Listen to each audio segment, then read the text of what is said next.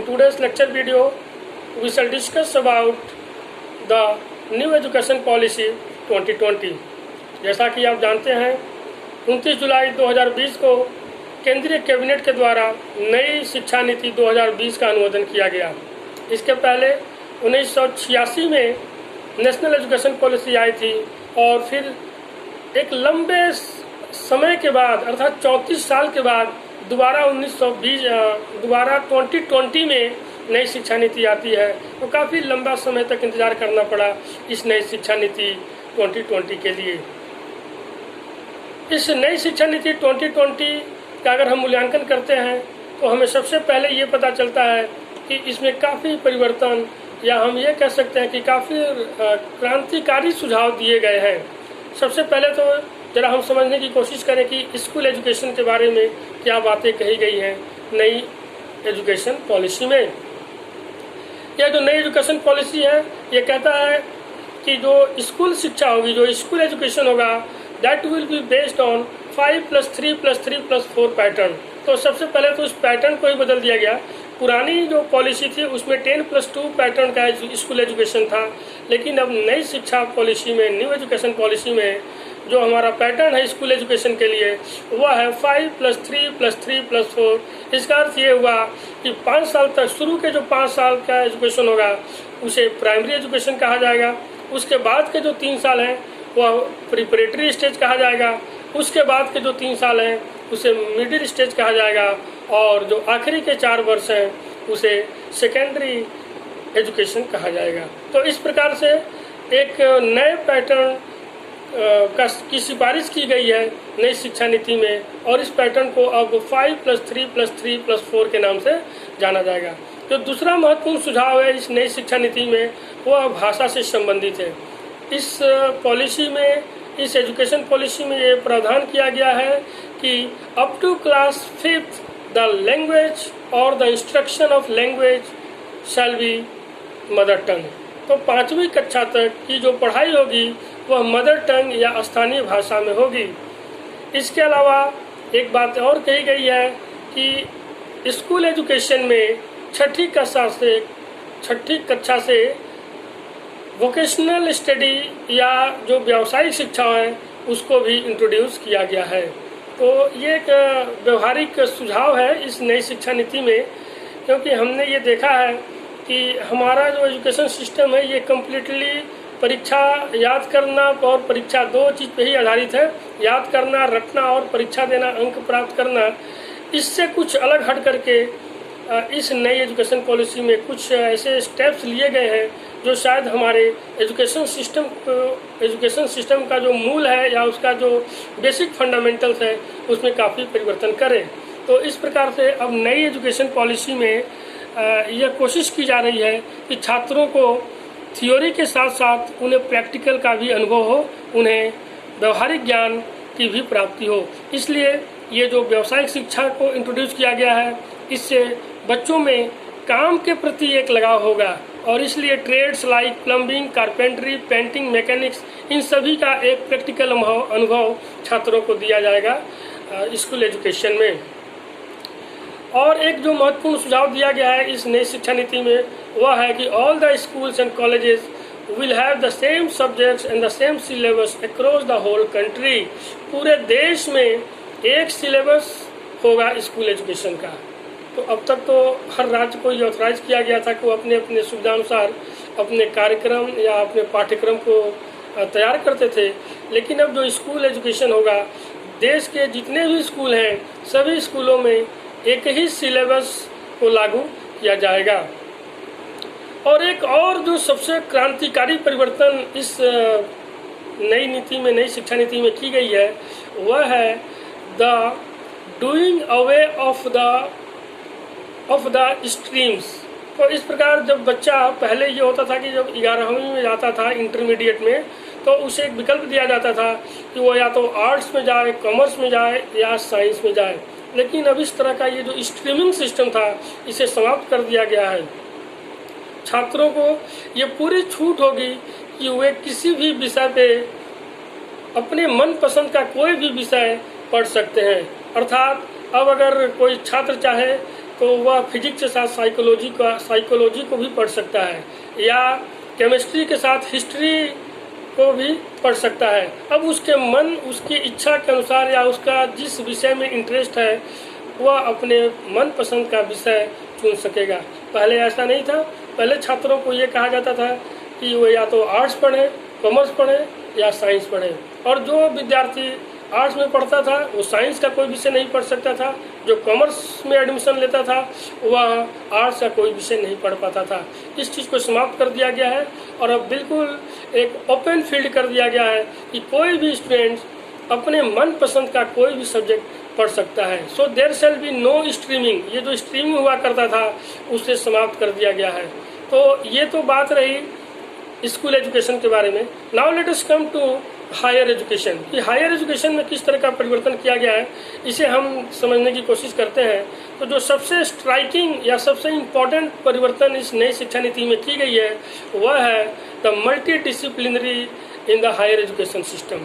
अब higher education system को ये जो पहले से एक स्ट्रीमिंग किया गया था आर्ट्स, कॉमर्स, साइंस, उससे अलग करके मल्टी डिसिप्लिनरी बनाया जा रहा है। अर्थात किसी भी डिसिप्लिन का कोई भी सब्जेक्ट हो, अगर स्टूडेंट चाहे तो उसे पढ़ सकता है। अब ये ज़रूरी नहीं है कि उसे कॉमर्स या साइंस या आर्ट्स के नाम पे पढ़ना होगा, बल्कि अब वो अपनी मनपसंद का कोई भी सब्जेक्ट ग्रेजुएशन में चूज कर सकता है। इसके अलावा एक जो और महत्वपूर्ण परिवर्तन किया गया है नई शिक्षा नीति में वह है multiple exit points. Multiple exit points का अर्थ ये हुआ कि कोई भी छात्र अब साल भर के बाद या 2 साल के बाद भी अगर वह शिक्षा, उसकी पढ़ाई छूट जाती है तो उसका पढ़ा हुआ वह समय बेकार नहीं जाएगा। अगर 1 साल के बाद किसी कारणवश वो अगर नहीं पढ़ सकता है, आर्थिक कारण हो या कोई भी कारण हो, अगर वो नहीं पढ़ सकता है तो 1 साल के बाद भी वो अपनी पढ़ाई को छोड़ सकता है। या अगर वो गैप देना चाहता है तो साल, 2 साल, 3 साल के बाद वो दोबारा आकर के सेकेंड ईयर में एडमिशन अपना ले सकता है।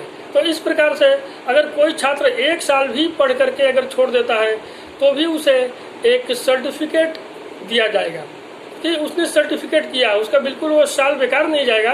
अगर कोई छात्र 1 साल का भी एजुकेशन कंप्लीट करता है तो उसे सर्टिफिकेट कोर्स दिया जाएगा।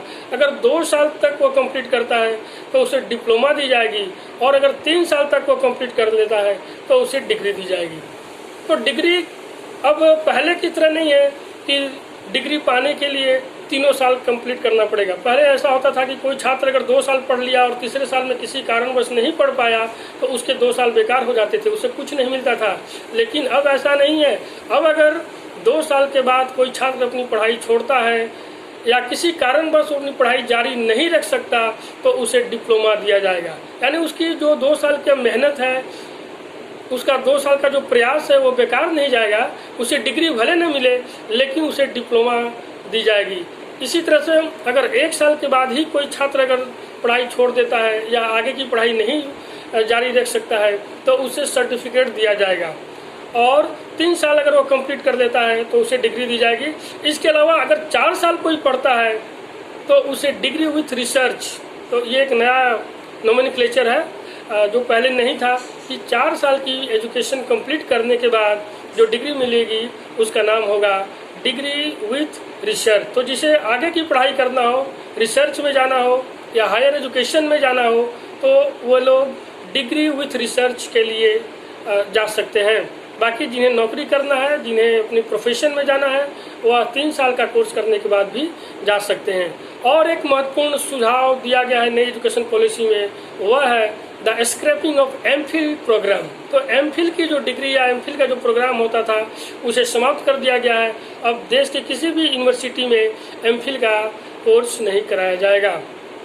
इसके अलावा एक और प्रावधान किया गया है कि अब विदेश जो फॉरेन यूनिवर्सिटीज़ हैं वह भी हमारे देश में अपने कॉलेजेस या अपने इंस्टीट्यूशंस को खोल सकेंगी।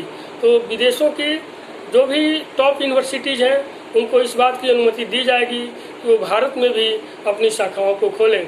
अब इन विदेशी या जो फॉरेन यूनिवर्सिटीज़ हैं इनके आने की वजह से इस देश में भी अब शिक्षा के क्षेत्र में काफ़ी हम कह सकते हैं कि प्रतियोगिता या कंपटीशन बढ़ने की गुंजाइश है। इसके अलावा एक प्रावधान किया गया है एक सेंट्रलाइज्ड रेगुलेटरी सिस्टम का, कि एक रेगुलेटरी सिस्टम होगा या एक रेगुलेटरी अथॉरिटी होगी जिसका नाम होगा higher education commission of India. तो अभी जितने भी जो रेगुलेटरी बॉडीज हैं, जैसे कि यूजीसी है, AICTE है, all India council of technical education, या शिक्षा टीचर एजुकेशन के लिए NCTE है, national council for teacher education, इन सबको मर्ज करके एक कमीशन बनाया जाएगा जिसका नाम है higher education commission of India. और ये higher education commission of India हर तरह के एजुकेशन को नियंत्रित करेगी, उसे कंट्रोल करेगी, उसके लिए रूल्स एंड रेगुलेशंस बनाएगी। तो ये कुछ महत्वपूर्ण सुझाव हैं इस नई एजुकेशन पॉलिसी में। वैसे तो पॉलिसी पेपर पे बहुत ही अच्छा है, और लेकिन समस्या आएगी इसको इम्प्लीमेंट करने में। सबसे बड़ी जो समस्या होगी वह है रिगार्डिंग द रिसोर्सेज, कि इतने बड़े व्यापक परिवर्तन करने के लिए, व्यापक स्तर पर एजुकेशन को इम्प्लीमेंट करने के लिए बड़े फंड और रिसोर्सेज की ज़रूरत पड़ेगी। इस पॉलिसी में ये सुझाव दिया गया है कि जो सरकारें हैं वो GDP का कम से कम 6% एजुकेशन के फील्ड पे खर्च करें, GDP का 6% खर्च करें। ये सुझाव तो काफ़ी पहले से दिया जा रहा है, मगर हकीकत में देखा गया है कि अभी तक कोई भी सरकार इस 6% की अमाउंट को शिक्षा के लिए एलोकेट नहीं कर पाई है। आज भी 2.5 से 3% के GDP का 2.5 से 3% ही शिक्षा पे खर्च किया जाता है। तो ये एक बड़ी चुनौती होगी। जो सुझाव दिया गया है, जो परिवर्तन का सुझाव दिया गया है नई एजुकेशन पॉलिसी में, उसे लागू करने के लिए सबसे बड़ी रिक्वायरमेंट होगी फंड की। और ये फंड कहाँ से आएंगे, कैसे आएंगे, इसका यह एक बहुत बड़ा चुनौती है। इसके अलावा जो दूसरी जो प्रॉब्लम दिख रही है वह लैंग्वेज पॉलिसी को लेकर के है। इस पॉलिसी में कहा गया है कि up to class 5th the language of instruction shall be the mother tongue. Mother tongue की बात की जा रही है। ये अच्छा है प्रपोजल, ये प्रपोजल अच्छा है कि मदर टंग में पढ़ाई हो, लेकिन इससे कुछ व्यवहारिक या प्रैक्टिकल कठिनाइयाँ भी होंगी। विशेष करके भारत जैसे देश में, जहाँ की एक डाइवर्स लैंग्वेज है, हर राज्य की अपनी भाषा होती है, तो अगर कोई व्यक्ति अगर केंद्रीय सरकार की सेवा में है और अगर उसका ट्रांसफ़र होता है, से वो आसाम से उसे पंजाब में अगर उसे ट्रांसफ़र होता है, तो फिर उसके लिए, उसके बच्चे के लिए ये किस भाषा में वो पढ़ेगा, उसके लिए बड़ी समस्या होगी। अगर उसकी मातृभाषा हिंदी है, लेकिन अगर वो आसाम में जाता है तो उसे वहाँ हिंदी में पढ़ाया नहीं जाएगा, तो उसे असमिया में पढ़ना पड़ेगा। और अगर उसके फादर का ट्रांसफ़र पंजाब में हो जाता है तो फिर उसे असमिया छोड़ करके पंजाब में जाकर के एडमिशन लेना होगा और वहाँ उसे पंजाबी भाषा में पढ़ना होगा। तो यह एक व्यवहारिक समस्या है। अब देखना ये है कि इसे कैसे लागू किया जा सकता है। तो ये कुछ महत्वपूर्ण सुझाव हैं नई शिक्षा नीति 2020 के, और उम्मीद करता हूँ कि ये जो नई एजुकेशन पॉलिसी है इस पे और चर्चा होगी और इसे सही तरीके से लागू किया जाए, ताकि शिक्षा के क्षेत्र में हमारी जो भी कमियां हैं उसे दूर किया जा सके। धन्यवाद।